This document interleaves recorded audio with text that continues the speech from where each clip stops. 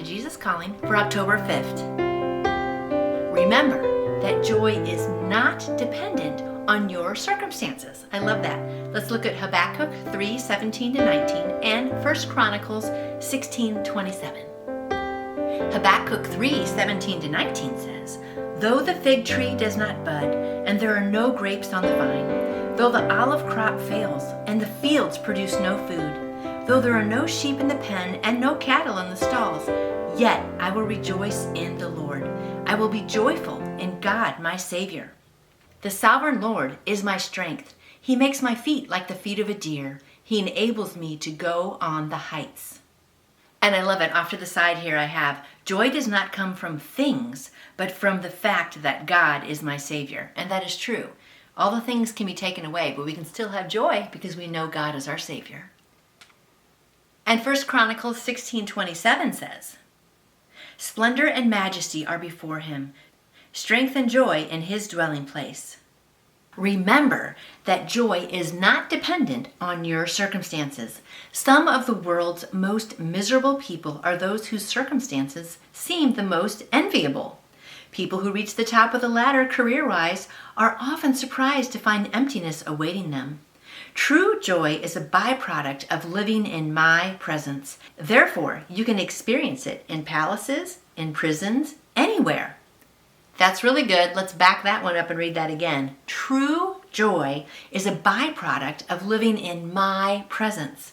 Therefore, you can experience it in palaces, in prisons, anywhere. Do not judge a day as devoid of joy just because it contains difficulties. Instead, concentrate on staying in communion with me. Many of the problems that clamor for your attention will resolve themselves. Other matters you must deal with, but I will help you with them. If you make problem solving secondary to the goal of living close to me, you can find joy even in your most difficult days. I love that last line. Let's read that last line one more time. If you make problem solving secondary to the goal of living close to me, you can find joy even in your most difficult days.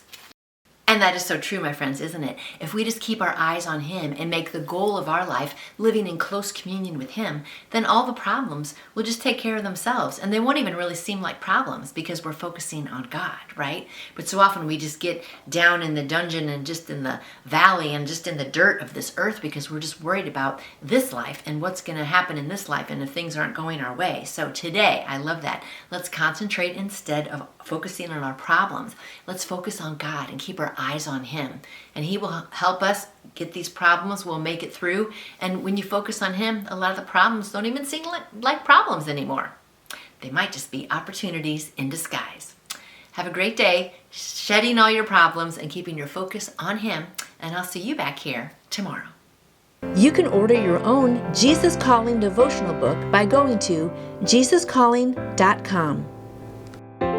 And I would love to answer any questions you may have about faith in Jesus. Just email me through my website, nancyjoytoyou.com. And I hope you go out and shine for Him today. See you tomorrow.